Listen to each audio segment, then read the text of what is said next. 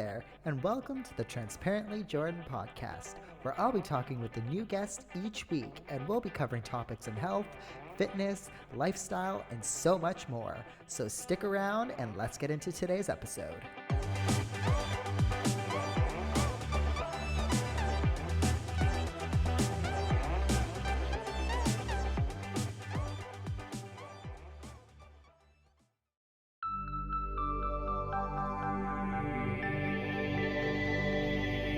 This is Radiant Voices Media. Hey everyone, I want to tell you about a brand called Ree, the sunglasses made by runners for runners. Born in Sydney, Ree was built with one goal in mind: to create sunnies that actually keep up with you. Whether you're hitting a sunrise tempo session or grinding through a weekend-long run, Ree delivers crystal clear lens tech, lightweight frames, and durability that doesn't quit, no matter how many times you sweat through them or stuff them in your bag. They offer a range of lens shades and technology to suit all conditions, from bright road races to shaded trails. There's no slipping, no bouncing, just solid performance and style. So if you're tired of sunglasses that can't go the distance, it's time to rethink your eyewear. Check them out at reyourrun.com.au and use code Jordan10 for a little something off your first pair.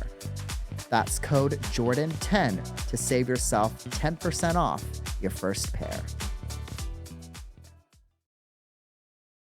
It's where people kind of overthink it all too. I'm like, if you just pull it back and strip it back, you don't need to be doing a Hyrox session every single weekend. Do you know how people go and they do like the massive Hyrox sessions where they're like sweating it out for like an hour and a half? And I'm like, you don't need to be doing that every weekend. Like, you actually want to pull it back and get a little bit more specific on your training, building up that strength in areas and like strength endurance in areas that you're probably struggling with or that you think you might struggle with.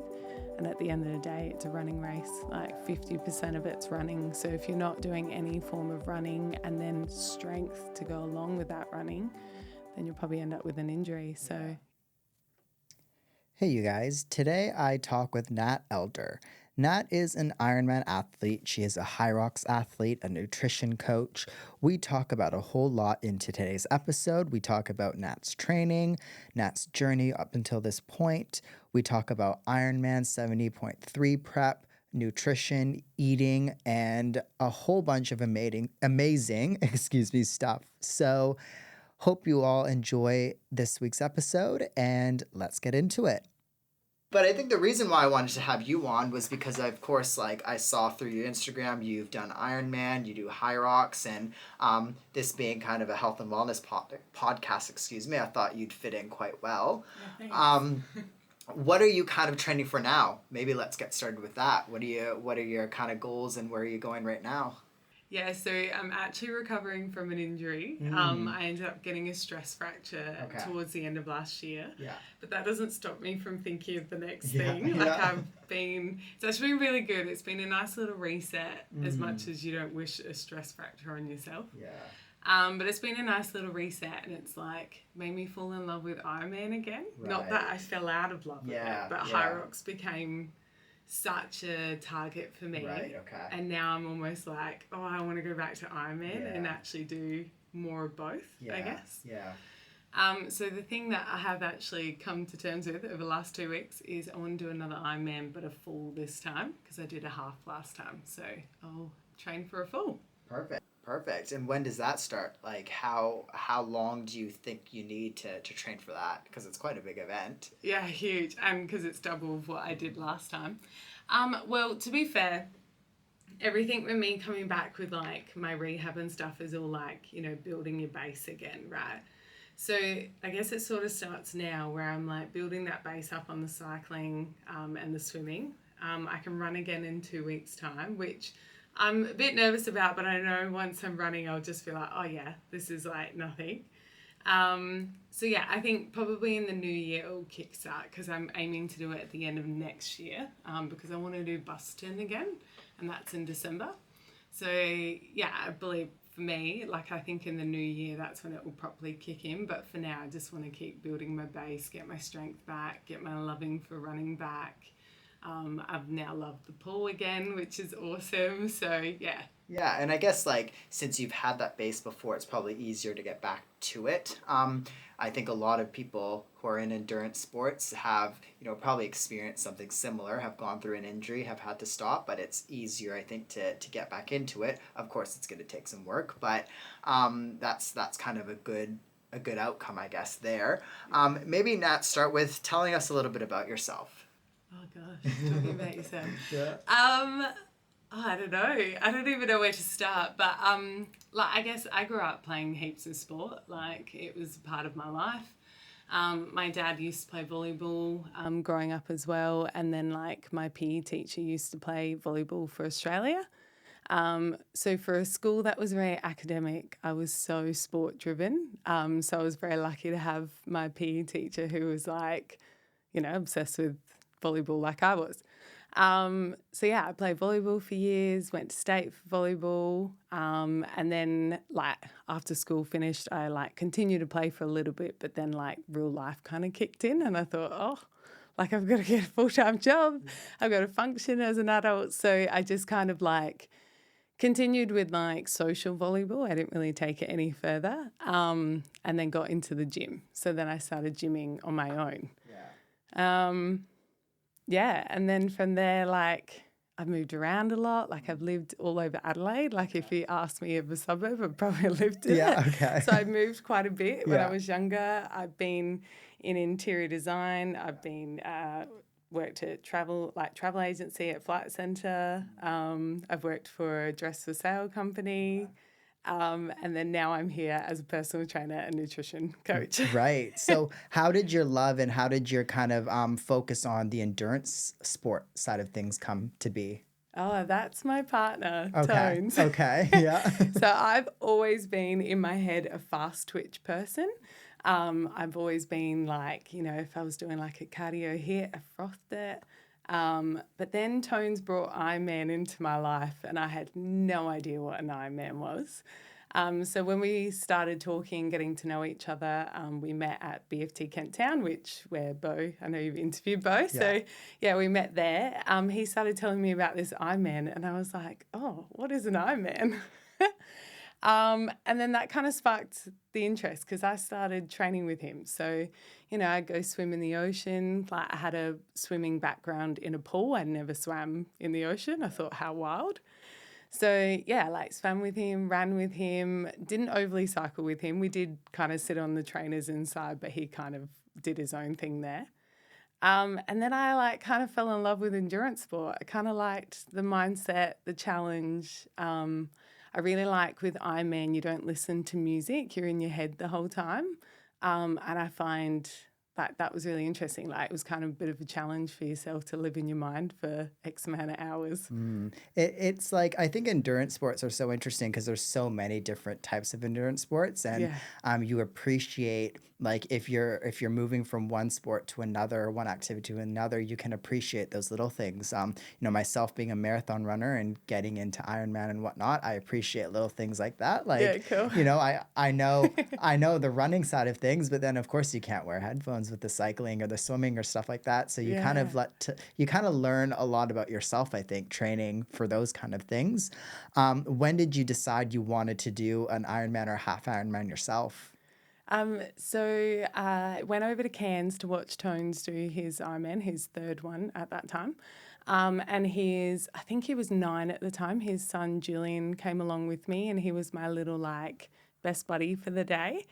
And we ran around everywhere. So like we set him out onto his swim and then we raced back to the accommodation, got all our stuff, chucked it in the car and drove down. I'm pretty sure it's Port Douglas, don't quote me. Tones will probably listen to this and laugh. And then, like, we watched him do his run and everything else, and then he finished, got his Maccas at the end of it because that's a tradition for him and his friend Alana. And then the next morning, Julian and him were playing in this little water park, and I was just sitting on this ledge, and Tones has a photo of me on this ledge, which I love because every time I look at it, I think of this. But I was sitting there and I'm like, this is really cool. I didn't realize normal people could do this, like to this extent. Do you know what I mean?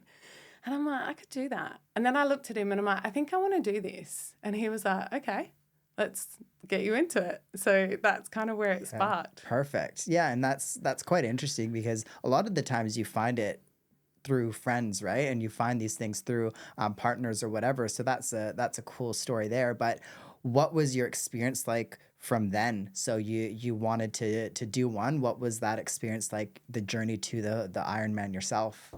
Yeah, so I remember in COVID that running became a thing. Yeah. I can tell you now, I went out for a 1K run and I was like, nah.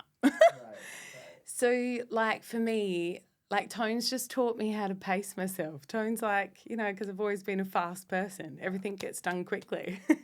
So for him, he was kind of like, hey, let's pull it back. Like, let's teach you how to pace yourself. Let's understand your aerobic zone. And yeah, like that, I just put everything onto Tones for just teaching me everything to do with the endurance side of life. Right. How did you fit it all in? Because I think like for an Ironman, a half Ironman, any endurance sport really, like it takes a lot of time for people. And I think there are a lot of people out there that are listening to this and you know, like the endurance side of things, but it's often like I often get the question all the time, how do you fit it all in, training for a marathon or this and that? So how did you fit it all in?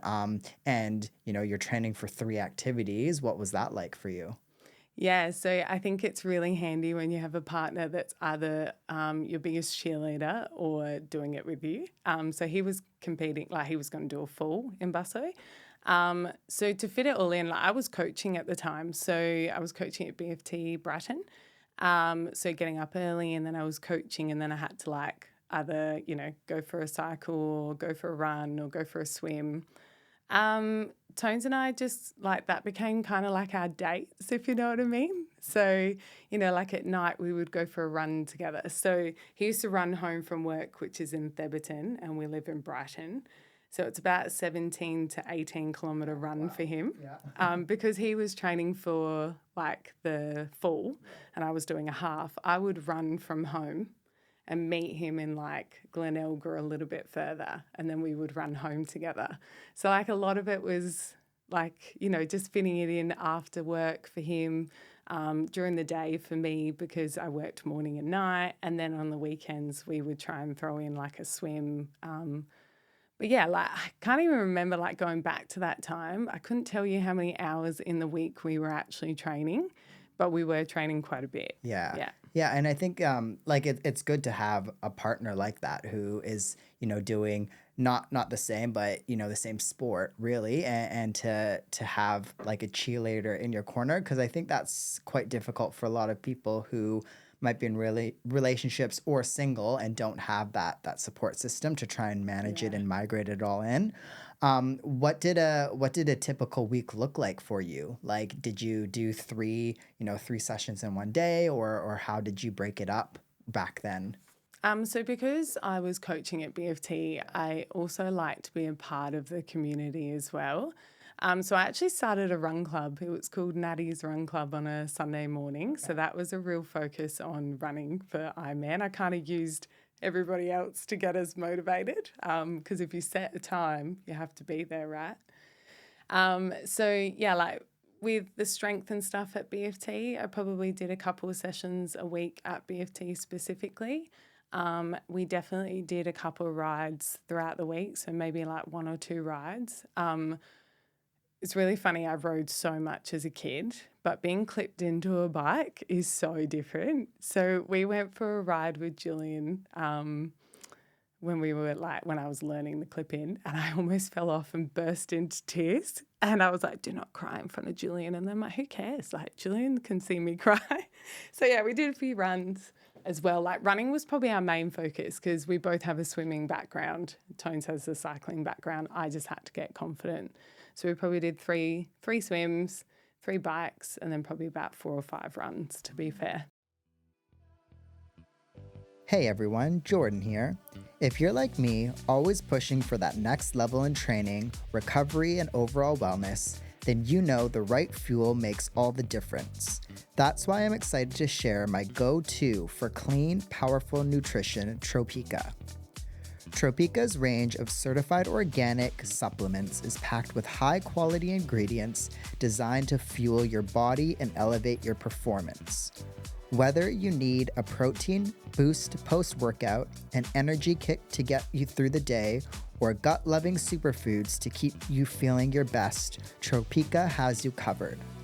I personally love their lean protein because it helps my recovery without the heavy bloating feeling I get from these other proteins that I've had in the past. Plus, everything is free from artificial nasties, so I know exactly what I'm putting in my body. If you're ready to take your health and performance to the next level, check out Tropica today at tropica.com.au. And because I love hooking up all of my listeners, use code JORDSDAY10 for a special discount at checkout. That's JORDZDAY10 at checkout for a special discount. Fuel your body and power your life. Tropica has your back. Thanks, you all. Okay. All right. Yeah, no, that's a funny, like, I think clipping in your cleats is always a challenge for everybody, especially even after the winter, and then you go back into the summer, like you're in Smart Trainer all winter, and then you go back into the summer and you need to learn to clip it all in. That's a very common thing, really, I think. And because of how nervous I got, so I'll just quickly say, because of how nervous I got, Tones was like, that's it, I'm putting you on the trainer. You're just going to get comfortable in the trainer. I didn't go on the road until the week before. Wow. Tones was like, we should really get you on the road. And I was like, yeah, we totally should. So I got on the week before and he was like, it'll be fun. Yeah. Well, yeah, I mean, it's easier, I guess. It's easier to just be thrown into it sometimes for some people, really. Yeah, I'm a bit like that. Yeah.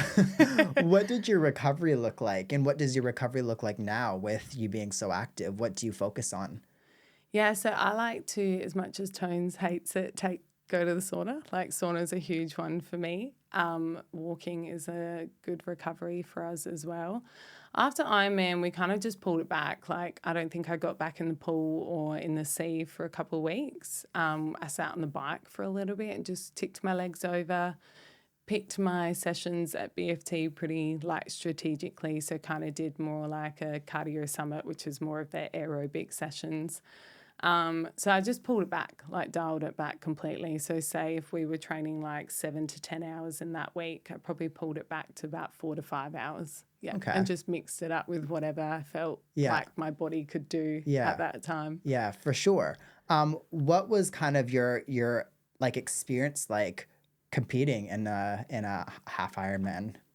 Yeah, so I kind of set myself a time goal. So it's 8 hours that you have to finish a half, and then it's 16 hours for a full. And I was like, if I get 7.5 hours, I'll be so impressed with myself because I've never done anything like this. And I crossed the line and I looked down at my watch and it said 6:28, and I looked up and it said 6:28, and I'm like, did I do that in 6 hours and 28 minutes? Wow. I was like, I'm okay with this. Yeah. Yeah, so I was pretty happy with that result, to be fair. Yeah, and you're like you were used to pool swimming. How was the open water swimming for you? Yeah, I actually prefer open water swimming. Do you? Okay. Yeah. So it's funny, I'm petrified of sharks. So there's like, I like the pool because there's walls, but I like the sea because you get the buoyancy, right? And then you can just worry about your technique. So when I told Tones I wanted to do an Ironman, I gave him specific things that he had to think of before he booked me in for something, because he has a tendency to do that. He would just be like, oh, she wants to do that. Let's make it happen. So I said it had to be a flat bike and a clear water. Like, those are the two things that I had to have.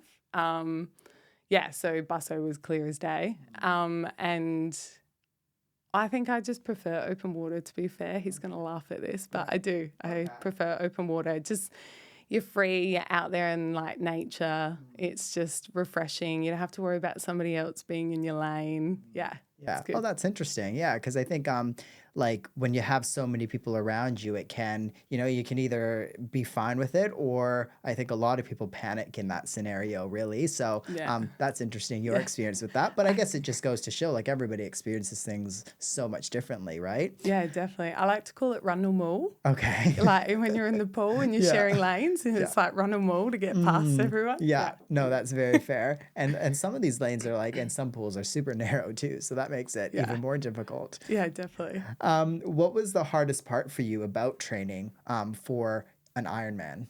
I think it was actually overcoming that whole like shark feeling. And also the cycling, like being clipped in, it was such a different. I remember like when Tones and I went and picked up my bike, I kept saying, "Do I have to be clicked in? Do I have to be clicked in?" Like those little things that were worrying for me probably aren't worrying for other people. And, people would have been probably worrying more so on the distance of everything. But I wasn't too worried about that. I was like, I just want to finish. Like, I just want to get to the finish and know that I achieved something. So I think it was just more so the mindset of knowing I was swimming in the ocean with sharks and being clipped in and worrying about like if I needed to stop for food, is that going to like add too much time on? So yeah. Yeah, and I think that's like that's actually a good point that you just brought up, because what people don't realize about triathlon is there are a lot of technical things to it, right? Especially like where you need to take your bike out, when you need to eat and the timing of all of that. So, what did you like? Were you gels? Were you food? What was it like nutrition on the course for you? Yeah, so I relied on bananas a bit. So I had a banana after the swim. I remember that. I like ran on in, had my banana straight away, took my wetsuit off, jumped on the bike. I had shapes. Pretty sure I had sourworms because I was addicted to sourworms at the time, and then Cliff Blocks. Okay. Yeah. Yeah, and the Cliff Blocks, like, they got me through the run along with pretzels. Like, kudos to IronMan for having the pretzels because that got me through. But yeah, the shapes and the gummy worms, like, they got me through on the bike. So it is like, you're eating quick sugars just to get that, glycogen stores and everything going.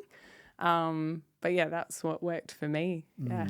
Yeah, and I think it's whatever works for you, really. But yeah, I think like a lot of people don't realize those technical things, like the timing of eating, clipping your bike, and then like even getting on and off your bike. There's certain like parts that you have to cross and things like that. Like it's very technical, especially if it's your first one, which is quite interesting. I think you're trying to learn it all, really. And you're on your own. Like, you're riding around this course. Like I think about Busso, I haven't really, and Cairns is, I know Cairns because obviously Tones did it. But like Cairns, you go from Palm Cove to Port Douglas, I think. So it's actually quite a fair distance where you're riding out on your own. Yeah. Same with Busso, like you're weaving out. I remember it like went out, came out, and then shoot it out again. And there was a lot of it where you were actually like in your lonesome. Wow. Okay. So like if anything went wrong, you're on your own too. Like if you get a puncture, you got to change your puncture. If you need to go to the toilet, you got to actually use one of the toilets. They're pretty hot on that. I did see a couple of people pee on their bike. Right. That was very eye-opening. Yeah. So yeah, it's a very individual, lonesome sport. Yeah. Yeah, and I guess like the preparation for it is not, but then you're out on the field and it's a totally different thing, right? Like it takes like a team to prepare you for something like that and for an endurance sport, but then you get on the field and you have things like that and you're kind of like, oh, you can't really call up a mate like, oh, I'm stuck here. Can you come pick me up? You're out on the course. And I was like, if Tones rides past me and I have a puncture, he's totally fixing it, right? But you can't. You can't have any help from anyone. So the whole ride for 3 hours and 20 odd minutes, I was like, don't get a puncture, don't get a puncture, don't get a puncture. Yeah.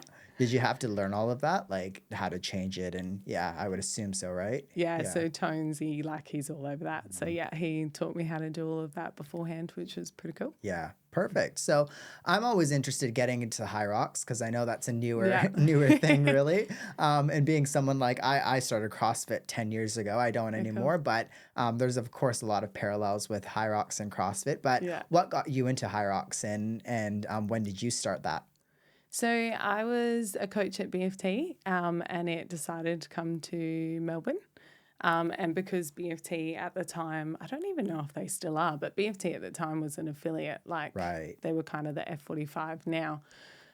So we got this email and this, sport thing was coming, and I was like, oh, this is interesting, and didn't think much of it. And then a couple of my friends, which I call the goats from BFT, we're still friends now after it closing. They all wanted to do it. And I was like, all right, let's do it. So we all signed up for it, went to Melbourne and competed in it. And yeah, while you're in it, you probably don't want to do it again. But the adrenaline that you get at the finish, like that feeling of oh yeah, I conquered that just set a fire in us. And yeah, so we trained really hard to come back for last year's season. Wow. Okay. Yeah. So what was it like? You're saying that when you're in it, you don't want to do it again. What was that? What was it all like out on the field? A lot of people would understand it's the pain cave. So yeah, you're in the pain cave for all of it. You're using every single muscle group you can think of. You're constantly struggling between do I push myself here or do I pull back here? Trying to pace yourself. It's not short, but it's not overly long either, depending on how, long you take. So it's that nice balance, that threshold balance, basically, of not building too much lactic acid in your legs where you can't go anymore and you got to walk, but then pushing yourself enough to keep going. So it's a constant mind battle. I actually found IronMan, in a mindset sense, a lot easier than Hyrox the first time I did it. Okay, that's interesting. Yeah. Okay. Were you training for Ironman at the same time, or was it different times? No, it was different times. Okay. So Ironman was 2022. Okay. At the end of 22. Right. And then the first Hyrox here in Australia was 2023. Okay. All right. So kind of a year after. Yeah. Yeah. Yeah. Okay. How do you think it would go, if you're needing to train for both Hyrox and an Ironman? Would they complement one another, do you think, or? Well, that's going to be interesting because that's what I'm going to be doing for next year. I've kind of decided to put my eggs in multiple baskets for next year. I think with the base training that you do for Ironman, it's quite handy. I mean, both focus on carbohydrates being your main fuel to fuel you for all of it. So, lots of carbs, can't be disappointed in that. I think it's just more so when you're doing Ironman, you might only be able to fit 1 or 2 strength sessions in, whereas obviously with Hyrox, you do need to have a bit of strength behind you. So it's going to be a balance between what do you kind of drop back in Ironman to kind of pick up a little bit in Hyrox. So I'm going to get a bit strategic on what Hyroxes I choose next year based on the busso at the end of the year. But I think they kind of do complement each other a little bit. I don't think you could, if you want to be an everyday athlete, which is probably more so where I'm at, I think it's perfect to do both, and you could definitely fit it all in. Yeah, for sure. And I think like you're saying, you probably get some good strength, from Hyrox training for the Ironman, because you need to do strength for endurance sports as well. Yeah. And I think a lot of people forget that. Yes, my partner. Sorry. Yeah. Yeah. And as a physio, I mean, that's the first thing that I ask. If somebody gets injured, they're in endurance sport. Okay, what are you doing in the gym? Yeah. Oh, nothing. Okay, well. But yeah, I assume it's probably going to and somewhat be a bit of a struggle, probably just planning out your week, because that's that's always a difficult thing. But how do you think strength-based endurance events like Hyrox will become more mainstream? Do you think Hyrox is kind of branching out and becoming a mainstream sport, excuse me? Yeah, definitely. I don't know if you noticed Sydney, I don't know if you heard everything all over Instagram. I certainly did. A lot of my girlfriends who have done pro with me over the last 2 years, unfortunately didn't get a ticket at the time. So I think it's boomed. I think it's really good. Hyrox, if we're going to compare it to CrossFit, for instance, CrossFit, you don't know what you're walking into. It's very technical. So it does kind of fall to a niche kind of person. Whereas Hyrox, anybody can do it. You've got a 74-year-old out there doing it that might take X amount of hours. There's no time cut. There's no pressure to be at this level or this level. It's kind of catering to the mass. Yeah. So I actually think it's a good thing that's come about, to be fair, because it's very inclusive. Yeah. Yeah, that's kind of interesting. Like, I think it being something newer and it being very comparable to CrossFit, you always get those, comparisons, Yeah. but it is kind of a different atmosphere from what I can tell. I mean, I've never done it really, and I've never watched like I've never been to an actual event, but I assume like it's very, just from what I've heard from you and from Bo and whatnot, it's very electric when you're Oh, there. yeah. Yeah. It's phenomenal. Like, I cannot tell you how high your heart rate is when you're in that shoot. Like, I reckon my heart rate's been at like 120, 130. But as soon as that timer goes, it's like, boom, you don't even like, you get the streamers and all of that and the loud music boom and everything like that. But as soon as you're out in the course, there are so many people out there. So then you become a bit of an ant. So you can like just focus on you. Do you know what I mean? Yeah. When you're in that starting shoot, it's just like, holy shit. Yeah. Yeah. And that's like quite an interesting feeling, I guess, like Yeah. waiting for them to say go and for you to go and having all of these people around you. Yeah, for sure. Yeah. What's training like for Hyrox? So what did you do and what do you recommend for, let's say, people that you might coach or whatnot in the future? How does training for Hyrox look like? Yeah, so I have had, like, I like to do my own personal research with myself. So I've done a few different ways of coaching myself. But I think the biggest focus for people is like, once you've done your first one, you can kind of pick and choose where you need to work on. And I think you just need to focus on that, right? Yeah. So, like, obviously don't forget about the other things. But, for me, for instance, first time I did one, I actually swapped from open to pro the week before. So I went up in weights. Yeah. I hadn't pushed a sled, hadn't pulled a sled of that weight. And I'd gone and thrown myself into it. But then there's other things that you can do, like, you think about deadlifts and squats and everything like that kind of generate over to it. Yeah. So I didn't go in there with not being able to do any of it. Do you know absolutely. what I mean? But after that first one, I came away and I sat down with my friend Rashi, and we kind of nutted out like our times, what we needed to work on. I can tell you now, it was lunges for me. That was total pain cave for me. Okay. So like I think doing your first one and then coming out of it, you can kind of direct your training a little bit more, and 8 weeks out is probably where you want to ramp it up a little bit and kind of bring in your Hyrox sims and more specific when you're doing like a longer endurance effort with the ergs. Putting in the exercise that you probably struggle most with is probably best, because then you're building that fatigue with your legs naturally. Most of the time it's usually the legs because it's a running race. So I think it's just, that's the cool thing about it being the same every single time, right? Yeah. Like, what you've got to work on. Yeah, that's quite interesting. Like the fact that they don't, I guess that's what Hyrox is. You don't change the workout, but you have, an idea of what you're going into. You can train for those things. But like you were saying, is if you're doing like squats or deadlifts or whatnot, you're still getting the strength that you need for some of the events that I assume that they have.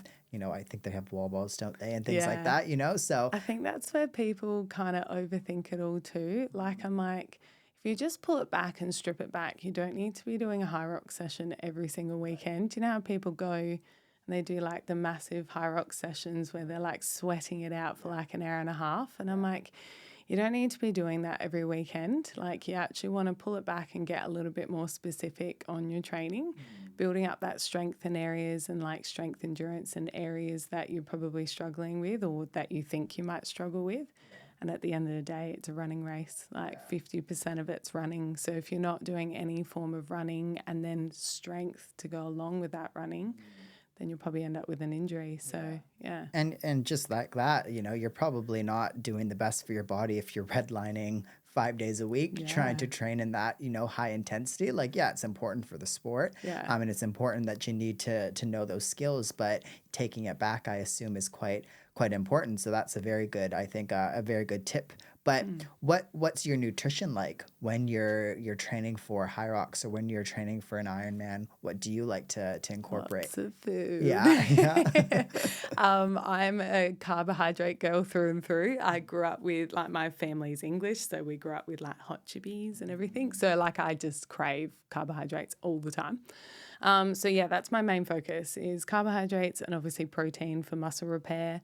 I'm a big fan of like creatine, so I take that every day. But yeah, I just really focus on like fueling my workouts, like I'll never forget Bo saying to us at the 5 a.m. crew at BFT Kent Town back in the day, that was probably 5 years ago now, do you guys eat before you come in and train? And I thought, what do you mean eat? Like, you weirdo? And then, yeah, like there is no way I can train now without eating beforehand. Like, Tones and I train 3 mornings a week in the pool, and I'll wake up and we'll have toast, or we'll have like banana, or we'll have like pancakes. Like we had pancakes this morning with like maple syrup. So it's just carbs. Carbs are your fuel. Yeah. What do you recommend for morning? Like those, of course, work for you, but like for people out there that don't like, let's say, the feeling of having a heavy stomach when they're training in the gym or whatnot, are there anything as a nutritionist you recommend? Yeah, so I've had a few clients that have obviously said that to me, and I'm like, just start small, like really small. Start with like half a banana, or start with like, half a piece of toast, probably not half piece toast. You probably end up, but eat 1 piece of toast, like start really small and train your gut. That was something I really learned from Ironman, was like, you really do have to train your gut, because like gel packets didn't work for me, but the gel cubes did, where I could put it in my mouth and then just let it slowly dissolve over a run. Because when I run, I get a weird cramp just under like where my abdominal is. It probably comes down to breathing, no doubt. So yeah, I think everyone's different, but I always say start small and then slowly build it up. It's kind of like training yourself in the gym. Start light and then start to build it up. Yeah. What do you do for recovery with nutrition? Because I think a lot of recovery comes from nutrition. So how do you focus on recovery? Well, recovery is still important. Like, I think people think, oh, I'm having a day off today, I'm not going to eat the same amount. You do. Like, your body's in recovery mode. Like, your muscles are breaking down and rebuilding, and, you need to like fuel yourself still in those moments. So yeah, I'm still quite hot on eating pretty much exactly what I would eat in a training day. I would just be a little bit more relaxed in timing. Like, I'm obviously not fueling for a session, that type of thing. So I would focus more on protein throughout a recovery day or a rest day. But keep my carbs up,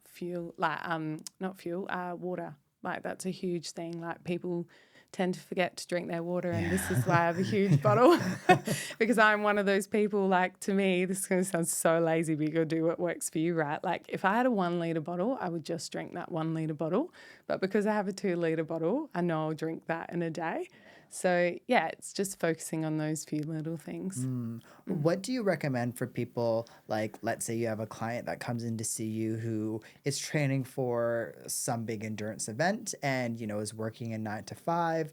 How do you recommend like easy ways to fit in, a lot of the food and the fuel that they need to? Because I think it's hard sometimes for people to, constantly need to get up from their desk and heat up food or this and that. Are there any tips that you have for those kind of people? Yeah, so I actually have a lady at the moment that I coach. She actually doesn't have a 9 till 5. She is a police officer, so Right. she has like, 4 nights a week or 2 Yeah. nights a week or whatever. I think it's just really handy on like prepping yourself for the week, like making sure that you have these snacks all put together, ready Right. to go. Yeah. I know a lot of people are snackers. I'm a bit of a snacker too, Right. so it's just making like proper choices in Yeah. those snacks. Yeah. So I think if you prep yourself, like, Sunday's not for everyone. Like, most people might work on a Sunday. So pick a day in the week or 2 days in the week where you can like sit down and just nut out your next couple of days. And just try and prep for those days. So like get your carrots and your cucumbers going, nice, quick and easy to pick at the desk.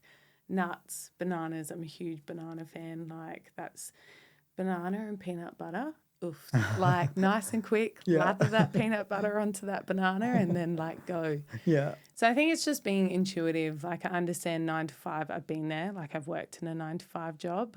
So I understand the struggles, but most places you can usually sneak out to have like a 5 or 10 minute break somewhere and you can sneak in a bit of a quick snack in. So if you can prep yourself for that rather than standing there for 10 minutes going, I have nothing to eat, but I needed a break, Yeah. It's just prepping. Yeah, for sure. Yeah, and that's quite important. Like you need to be getting this food in, I assume, and prep is probably the most important, really.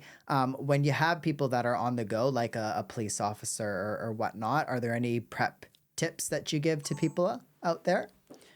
Yeah, so like I'm a huge beef jerky fan. Okay. I don't know about you, but it's so high in protein. Right. Yeah. Very low in everything else. Yeah. So I actually, most people that come to me, they're very open to trying new things naturally. So this lady, she was very open. She's never had beef jerky. She always thought it seemed like dog food. I totally understand that. I was probably a bit like that. But I think I changed my mindset from fueling my body like I'm fueling a car. So then I focused on not boring food, like that sounds like I eat really boring, but it doesn't. Like it just means being smarter in my choices. So like for somebody who like Beth, I'm just going to say your name, Beth. She was very open to like, trying the beef jerky. And then like I'm a huge fan of Carmen bars. They do like a seed, like a pistachio and raspberry seed bar. That's like, it's vegan, it's 5 stars, it's got all your nuts and seeds in it, so it's quite filling. So it's just like when you know those little tips and those little ways to just like fill you up a little bit, it's very handy. Yeah. Oh, cool. Yeah, because I think it's hard sometimes for people to I guess understand or know what to prep, if they're super busy and if you've never done it before, it takes a bit of effort in the beginning, and then once it's habit, it's probably a lot easier for some people. Yeah, it's kind of like I like to think about prepping yourself for nutrition like doing your warm up for your workout.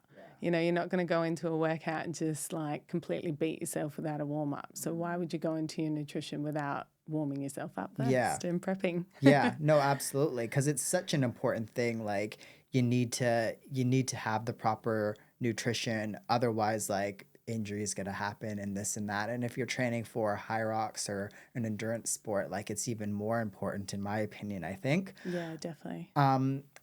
What were there any differences between your nutrition and your personal experience between training for Hyrox and Ironman? Like, did you eat or fuel differently?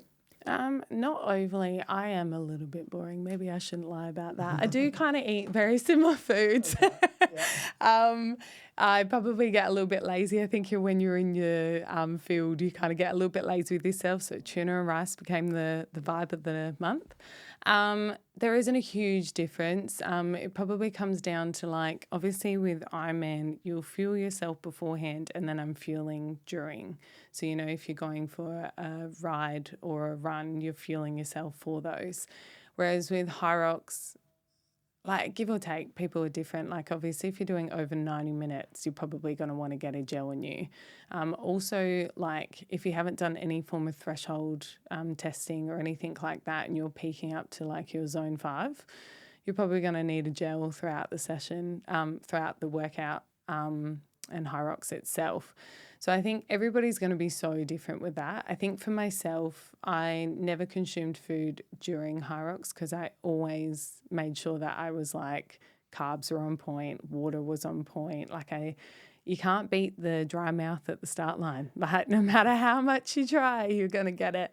But as long as like I fueled myself with all my carbs and everything beforehand, my protein to go, I was pretty good. I didn't feel like I needed fuel during. Whereas with Ironman, it's more specific. You got to think about like how much I'm fueling myself during. So like for Tones, for instance, I'm doing all of his nutrition at the moment. he's probably going to kill me for saying this, but he's about 104 kilos. So we're aiming for 90 to 105 grams of carbs an hour for him on a bike.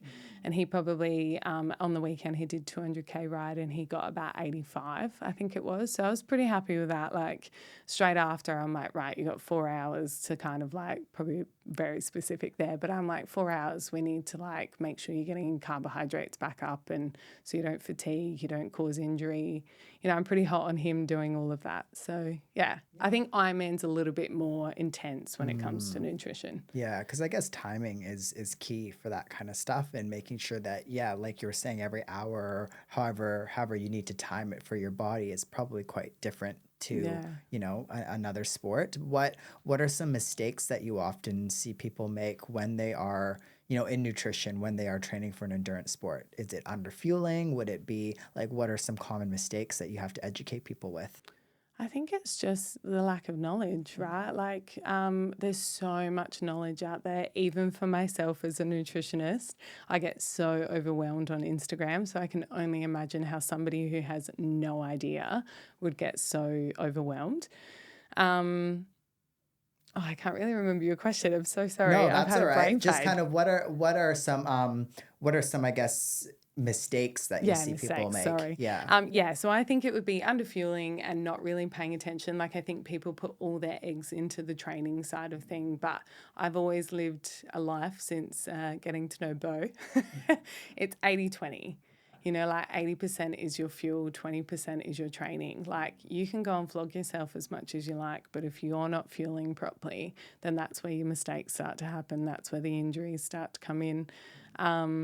You know, stress is a huge one too. Like I had a pretty stressful year last year alongside like all these Hyroxes, which amazing, love Hyrox, but what was going on behind the scenes was quite stressful. And I think that's where I've landed where I'm at with the stress fracture, is that stress does so much to your body too. So if I wasn't fueling properly in certain times or weeks or whatever, that's where I've like deteriorated. So I think people like being in tune with themselves and paying attention to their body and fueling for their like sessions is where I think people struggle the most. Yeah. And that's a very good point that you brought up. I think like we forget about these other life stresses that we have, and that can impact your body significantly. And, you know, sometimes we're so in routine, and if you are the type of person like yourself or like me that is so used to our routine, like it's Yeah. easy to forget about those extra life stresses, forget about it. But I think like learning to be in tune with your body is such an important skill to learn and to practice. What are some ways that you've practiced to kind of learn about your body and yourself? Were there any like strategies that you have? Yeah, I think being injured this time round has been a real eye opener for me. It's made me rethink how I'm going to come back into the fitness space and how I'm going to come back into Hyrox and Ironman itself. I think it's just, I'm such a person who thinks now on feel. So, you know, like yesterday morning, my partner and I, or the night before, we went to bed and I was like, you know what? I don't want to swim tomorrow. I'm not going to enjoy the session. I'm going to be so tired. I'm actually genuinely going to take the sleep in. So I got up, walked my dog, had breakfast with my partner and got on with my day, and I had a really good day. I did end up training like in the afternoon, and that's what my body needed, basically. I wouldn't have done that before. I would have gone to bed probably late, stressed about it the whole night because I would have been like, oh, I got to get up early. Gone to swimming, probably had an average as session, felt really fatigued for the rest of the day, and then completely bombed myself out. So I think it's like, I understand there's this concept of the sessions, what is the saying? The sessions that feel the hardest are the ones to do, but I think you really do need to listen to your body, because although it might be hard, it might actually lead you to an injury if you don't actually pull yourself back. You don't need to slaughter yourself 7 days a week. You don't need to do double sessions in a day if you don't need to.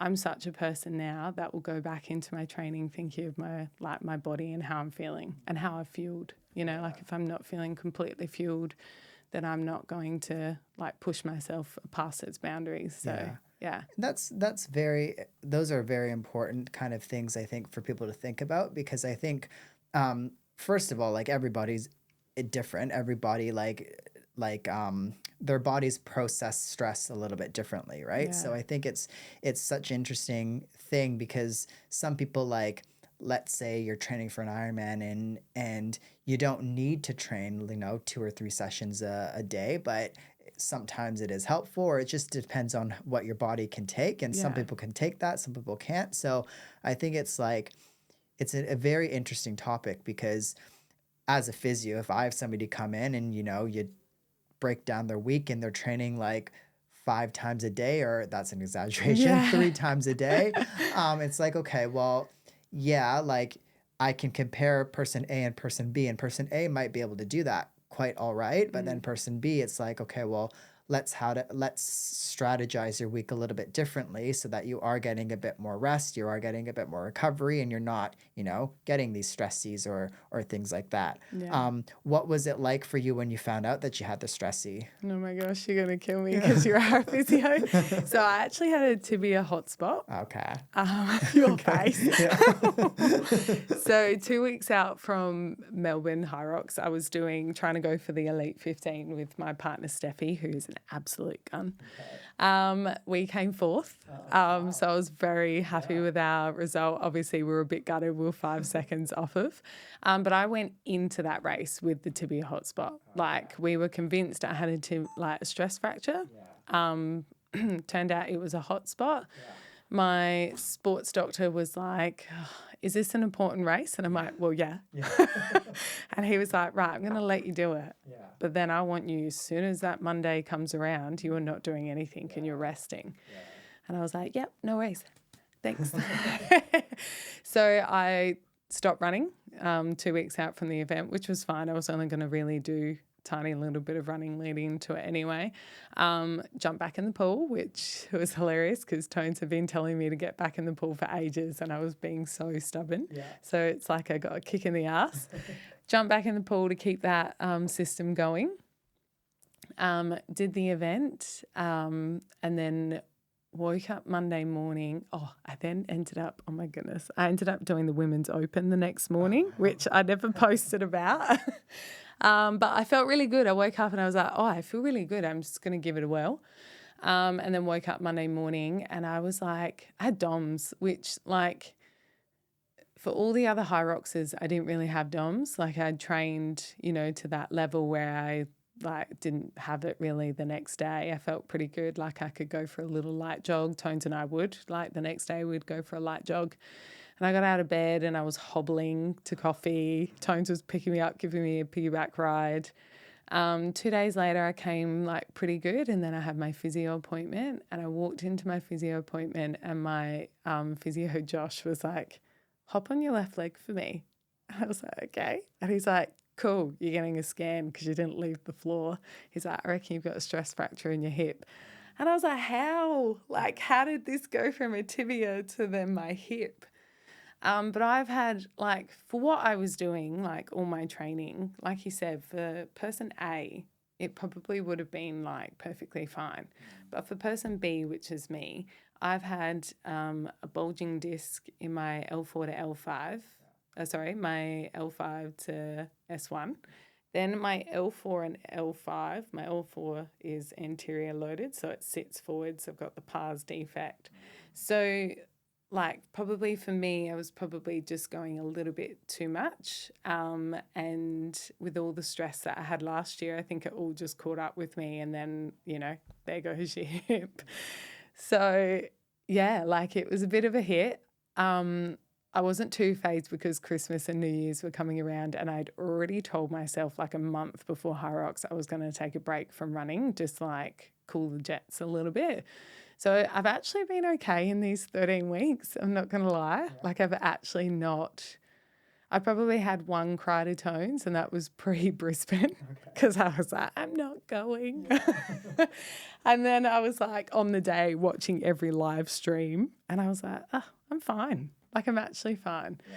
So I'm going to take it as a blessing and a learning curve because I've learnt so much more about my body. So as much as this stress fracture is like insanely like crazy that I even got it, yeah, I've learnt so much about myself from it. Yeah, So, that's a very good outcome or outlook to have, really, because yeah. like you were saying earlier too, like you're just taking a look at your whole fitness like outlook is going to be a bit different, you know, and I think a lot of people don't do that unless they have something like this happen because Yeah. stress is not something that you can, you know, work through or or No. anything like that. You kind of have to deload or whatnot. Yeah. But what has your recovery looked like through the last 13 weeks? Yeah, so Josh has been amazing, like my physio. Half the time we go into a physio appointment and we gas bag about true crime.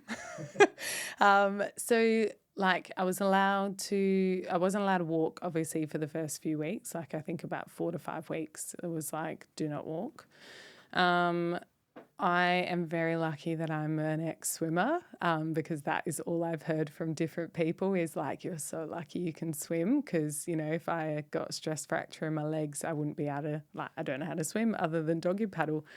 So my rehab has been, I can't remember now, I was on the reformer and I was doing a lot of glute med work because my glute meds were just like, see ya, they went on holiday. So a lot of glute med work. I was doing RDLs with a band around like just below my knees just to kind of like re-wake them. Once Joshy was happy with that, I then went on to like step ups, calf raises, hamstring bridges, love those. Yeah. Then we went on to marches because my hips are super like weak as well. Yeah, we've been doing so much to kind of like, and it's been in increments. It's not been like, here's your whole program, have fun, see you later. Keep up the swimming. When I first started swimming, it was paddles and buoys between my legs. So I wasn't allowed to use my legs like at all. Yeah. So I have found a new love for upper body, Yeah. which is something I neglected before, right? Like I was always like, oh, I want to have a jacked upper body. I want to be so strong. Yeah. But then I'd just fall to what I knew, which was lower body. So now it's kind of like, this is where I've taken the positive, right? Like I've picked back up swimming, which I was so stubborn about not doing. And now I'm doing all this upper body training with Biggie, my coach. And yeah, like I'm feeling really strong. I'm almost at a 60 bench, which I'm pretty happy with that. So yeah, like it's actually been pretty good rehab, to be fair. Perfect. Awesome. What's some pieces of advice that you have for people that want to go out and do their first Hyrox event or maybe their first IronMan event? What's some advice that you'd have? Have fun. Yeah. Like, don't worry about the time. Don't worry about, like, there's such a focus on, like, your running pace and, like, oh, you can do 100 wall balls, like, unbroken, all of that. I understand competition's a thing. I am very competitive, don't get me wrong. But I also think, like, we only live once, you know, YOLO. I know it's really lame, but you do only live once. So go out there and have fun because you've paid to be there. You've already made the hardest step of just like going to an event. Now you've just got to do it and just look at it as another training session and go and have fun. My hottest tip is do a doubles first. Don't go out and do solo unless you're very good at just being like tunnel vision. But go out and do a doubles with friends. Go out and do a relay. It's such a vibe. Yeah. I love that because I think like as a marathon runner and the whole running community is very pace driven now. You know, it's what did you run your marathon in this time or that time? And again, as a competitive person, I have goals and times for myself, but that's often like something that I tell every person that's run their first marathon is, you know, it's such an achievement to finish a marathon, like just have fun really, because like you were saying, like you can always do it again if you want, you know, and you can focus on your pace then. But if you have like such a miserable time because you're not taking in the experience, then it's just going to put you off from the event and from the whole activity. And it's probably better to be doing things like that than it is to not really. So and just like focus on yourself. Like I'm always thinking about competing with my past self, not competing with people around me. Like I don't go and train, like I have a friend that I train with, Zara, all the time. And, you know, we'll do bench press and I'm not really paying it, like I don't pay attention to me being like, oh, I can bench bigger than you or whatever. Like, it's just not where my focus is. Actually, I was going to say swimming's very interesting, squad swimming, just on the whole pacing thing. Yeah. It's the one sport where I feel like you don't compare with other people. Right. Okay. Yeah. Like, I've just noticed that nobody's going, oh, like, what did you swim that in? Like, how fast were you? Yeah. I've not noticed that. Why do you think that is? I don't know. Oh, like, I feel like just the community, maybe it's community. Maybe everyone's kind of a bit dialed into themselves. I'm not really sure. Because I haven't swam since I was a kid. So, like, for me, it's a bit of an eye opener. It's sort of like turned my head to like, oh, just focus on me. Yeah. So Oh, that's quite interesting. Yeah, I've never swum with a squad or whatnot. But like I was saying, for running, it's become this whole like pacing. You know, like even when you're doing your training session, oh, you did amazing. You ran it at this pace or this and that. And I'm like, yeah, well, I mean, it's just a pace, really. Like you kind of need to run it and enjoy the journey, really. Yeah, exactly. Enjoy the journey. Yeah. Love that. What's a time where you, I guess, where you kind of had a goal that you've had to like restructure? So how do you, I guess, first create goals, let's say for a Hyrox, or let's say for your fitness, or just personally, how do you create goals, and then how do you kind of adapt them and restructure them throughout the year? That's a good question. Well, I guess I can probably use Worlds as a bit of a sort of as a goal. So when I went into last season of Hyrox, I had this passion of wanting to, like, naturally, probably most people have this, to be in the Elite 15. I thought I could really get there. Like, I've got like an athletic background. I just like, that was my passion. But I didn't want to go for it until 2026. Right. So I was just not gunning for Worlds for 2025. That just wasn't it.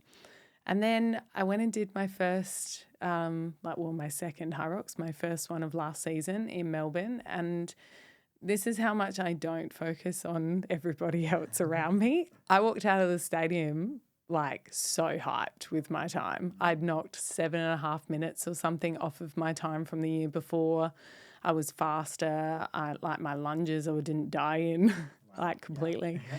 And I was really happy, and I started to walk out of the building, and then I was like, I just want to go see my run splits. So I'm looking at my run splits, and I was like, turned to Tones, I'm like, I came third. And he was like, are you joking? I'm like, I don't know, you need to look at it because I'm really unsure if I've even come third. And he looked at it and he's like, no, babe, you came third. We need to go back in and get your flag. And I'm grateful for that moment, but then I'm also like, I kind of wished I just walked out as well, because then all of a sudden, fuel to the fire, I went, cool, I'm going for Worlds next year. So then every single race, it was like I pulled apart my race, like sat down and went, right, I need to work on here. I need to pick this up. I need to, like, wall balls was a killer for me. I know they say that I'm taller and I can reach the height of the wall ball target, but man, that's a low way down. So yeah, like there was just this fire that just went in me. So then my goal changed, right? And Tones did say to me in that moment, hey, what about 2026? And I'm like, 25, let's go. I made it to Worlds. Yeah, I made it to Worlds with Steffi for our pro doubles, but unfortunately with my injury, I've taken the smarter road in declining on going. But that's probably the goal that I've kind of like had to navigate between. So I obviously had the goal to go to Worlds, and then I had to work through that mindset of like, I can't go to Worlds. Like, be smart, you know? And I'm okay with it. Yeah. Like, I've actually come to terms and I'm like, it's okay. Yeah. Like, it'll be there again. I'll come back stronger. So, yeah. Yeah, awesome. Yeah, that's a very good way to look at it, because you've done it once, you know, why not again, really? Yeah, and Steph won't let me not be her partner again. So, of course, yeah. And she's a great partner. She's so fast. There you go. Yeah, there you go. Now, we have something that called the Vulnerability Corner on the podcast. I am going to get you to pick a number through anywhere from 1 to 10. I'm going to read out the question and then take your time with it. Just answer it however you see fit. Okay, let's go 7. Okay. So, can you tell me a time when you were at your lowest and what helped you rise back up? Oh, we're at my lowest. Take your time.